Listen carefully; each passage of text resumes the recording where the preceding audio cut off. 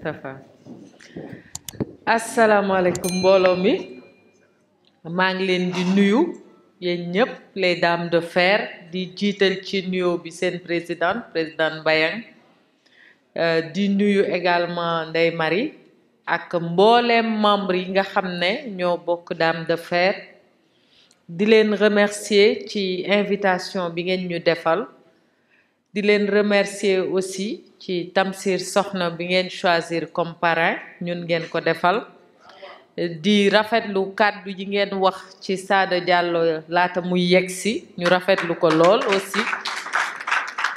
may nuyu nag ñi fi ne ñépp damay bañ a juum moo tax bari na ñu ma fi xam mais boo tuddee kii bàyyi ki ci des rek dafay am lu mu ñuru comme nag ñun ñëpp ay dame de fer lañu ma yem rek ci nuyu naa dame de fer yépp seen présidente bi muy wax dafa wax lu am solo dafa ne vous êtes dans l'entrepreneuriat kenn ku nekk ca la nga xam ne ma ngi ci doon yëngu comme xamul ndimbal fan la mën a jóge xëy na ndimbal dina am fu mu jóge aussi du mat li nga xam ne mooy li ngeen bëgg rawatina contexte yi nga xam ne ñu ngi koy dund day daal di mel ni kenn ku ne dafa war a compter ci boppam balaa muy xaar ci keneen loolu nag bi ngeen ko comprendre da ngeen ne fan la ñuy jaar ngeen ne nañu daje ñu kuréelu maanaam ngeen def association li ci gën a am solo mooy présidente bi muy wax dafa nekk di lim ay poste maa ngi ko dégg mu naan secrétaire général di etc. Donc ça veut dire que vous êtes organisé, vous avez un bureau, vous avez des activités et vous voulez avoir des financements pour financer vos activités. Donc loolu mooy li ma président Macky Sall dénk parce que dafa ne am na secteur bu ñuy wax microfinance boobu ñu bari xam nañ ko moo tax Tamsir ne dénk naa leen Zara parce que xam naa ne ñu sori ngeen ci moom fan yi yëpp fu ñu jaar mu dugal ma léegi ma commencé nag gëj a ànd ak yow parce que affaire bi mi ngi commencé diis ndax moom dafa daal di ñi ko jox bopp dañu bari macha allah mais président dafa am lu am solo lu mu toftal ci microfinance mooy secteur bi ñuy wax économie sociale et solidaire économie sociale et solidaire nag boo ko déggee mooy yéen ay acteurs u économie sociale et solidaire mooy nga fekk ñoo xam ne dañu nekk kenn ku nekk am lu mu mën kenn ku nekk am lu mu bëgg yëngu ñu ne nañu booloo ñu defandoor ko parce que pour nga nekk acteur foog ngeen nekk groupe d'habitude coopérative yi mutuelle yi ñooñu c'est des acteurs de fait kon yéen acteurs u économie sociale ngeen et solidaire ngeen président def ko deuxième initiative nationale keroog biñ ko fale en 2019 bi muy présenter programme am liggéeyal ëllëg dafa ne 5 initiatives la am c'était en 2019 première initiative bi mu ne PSE jeunesse c'est-à-dire dafa ne woon ci sur priorité mi jeunesse la ci jiital bi mu paree mu ne deuxième initiative mu ne économie sociale et solidaire ça veut dire que bëgg na képp ku nekk ci réew mi di yëngatu ndimbalu état mën la fekk fa nga ne dimbale la pousse la pour nga dem mu dénk ñu secteur bi ñu xaatim ci ay loi def ci ay décret ba tey ñi ngi waaj a lancer li ñuy wax plateforme numérique seen label ESS ci la bokk peut-être du ñàkk am na ci yéen ñu seetaan activité préparatoire yooyu nga xam ne ñu ngi koy def loolu aussi dinaa leen inviter après bu ñu lancer plateforme bi ngeen dugg ci parce que financement bi léegi dëgg la bëgg nañ ko def mais bëgg nañ ci boole encadrement boo xam ne dina gën a mën a dimbali acteurs yi te dëgg la des fois ngeen am chance ngeen bokk koñ ngeen xamante ngeen ne kon nañu woo ministre mu ñëw mais am na ñu xamul am na ñu mënul yegsi ci ñun te li ñu yor war na dem ci ñoom donc naka lañ ko mën a defee looloo gën a tax ñu ne on met en place la plateforme comme ça ku fa dugg dina su fekkee tu n'es pas formalisé amuñu chance def li ngeen def dina am lu mel noonu mais à la clé dina mën a am financement, dina mën a am yeneen accompagnement yoo xam ne day jóge ci état. Donc ku mel noonu bu fekkee ne mi ngi jéem a teg ay stratégie ay politique publique pour delloo ko ci askan bi, dafa am solo nga jàppale ko. Rawatina nag bu fekkee ne daf laa xam. Président de la République ñëpp xam nañ ko, mais moom mënul xam ñëpp. te lii wane ne ñun waa SICAP daf ñu xam mooy Tamsir da wax na ko léegi day dem élection législative ñu war a fal 165 députés 165 députés yooyu am na 15 yoo xam ne ci diaspora bi la ñuy nekk mu am 53 yoo xam ne dafa nekk ci liste nationale bi li ci des 100 et quelques, je pense 112 117 ñooñu ci département yi la ñuy jóge. Département Dakar moo ëpp député ci 46 départements yi nekk Sénégal yépp 7 députés la. Donc ñun mu jël Tamsir def ko ci liste nationale li may wax c'est très important, dama bëgg ngeen bàyyi ci xel parce que da leen di wan ban responsabilité ngeen am. Parce que ñun bi ñu ñëwee yéen ñëpp a jóg sàllar ni ku tàccu Tamsir ne bi ngeen jógee ci tàmbali ak a defar kenn fekku leen ci, moom rek a leen ci fekk. kon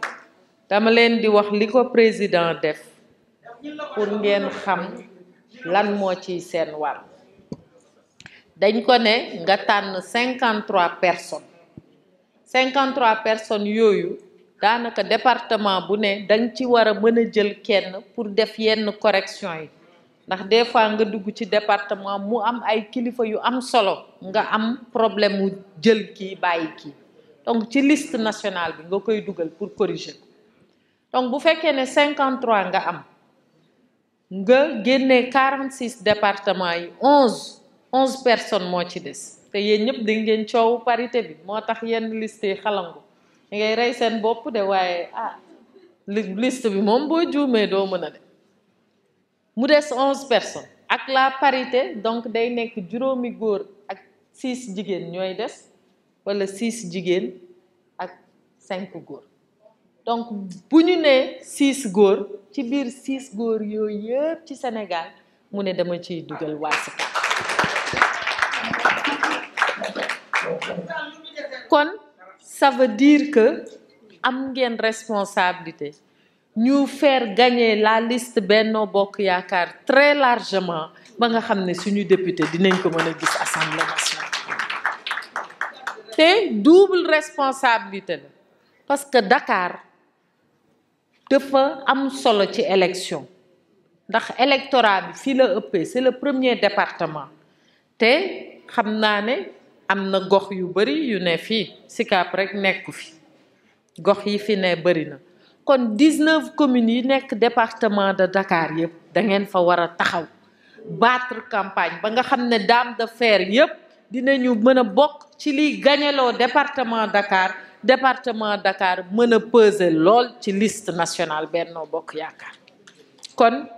ñu ngi leen di xaar foofu bu baax. mënoon naa bañ a accentuer nag sama wax ci politique mënoon naa ñëw rek ñu wax ci développement ma def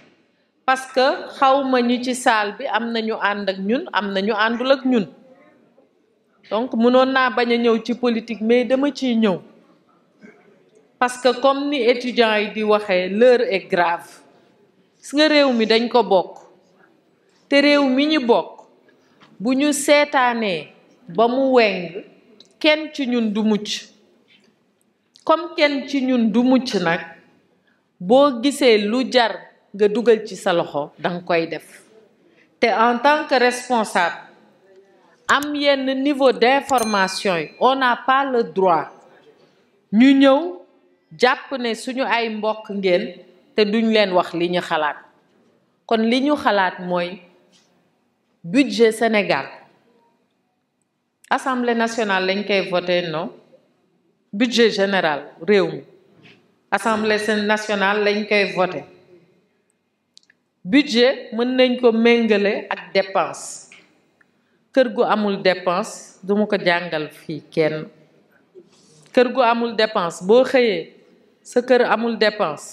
loolu kenn du ko wax kenn ñépp xam nañ lan la donc ce qu'on risque mooy bu ñu naroon dem tey ba voter budget bi assemblée su fekkee ne président amul lu ko mën a may loi yi mu war a voter notamment le budget amu ko kon 2023 budget du am Sénégal maanaam kër yi du ñu am dépense mën nañ ne changement rek la bu ñuy demee ñii ñëw mais ñun ñii bu ñu tuxoo ci koñ xanaa lu mu bon bon dinañ dem nuyu waa koñ bi yéglu ne ñëw nañ bu ñu paree ñu laajte fan la boutique bi nekk laajte fan la jaaykatu këriñ bi nekk laajte boobu moo ci dul mën ñàkk maanaam instabilité bi mën na dem ci at ak ñaari at balaa ñuy xamaat fu ñu jëm donc kenn ku nekk bu demee toog biir këram na bàyyi xel ci loolu yépp parce que nag nit doo fowee sa bopp te fowee sa bopp weesuwul ñu màndargal la mars bi passé réew mi nan la war a mën a mel ñu ne la demal tànn nga ne damay tànn li fi xewoon mars yaakaar naa loolu ñun ñëpp duñ ko def ndax balaa ñuy nekk lenn dañu nekk ay yaay yor njaboot gi kon au-delà de jàppale bi ngeen war a jàppale Tamsir maa ngi leen di ñaan aussi ngeen nekk ay relais ci sensibilisation bi jàpp naa ne bu ngeen waxee dame de fer nekk ay liggéeykat parce que seen présidente bi muy wax xam ne ku yàgg extérieur am na profil booy am donc bi mu waxee xam nañ ne liggéeykat te yéen ñi ànd ak moom jàpp naa ne noonu ngeen war a mel parce que qui se ressemble s'assemble kon man dinaa def participation 2 millions ci seen association comme ça mu jàppale leen aussi ci li ngeen di liggéey su ko defee bu ñu demee ba ultérieurement ni ko Tamsir waxee te nag yéen foogoon naa seen présidente daf leen doon tooñ bi mu doon wax dafay laaj xaalis mais yéen da ngeen bëgg xaalis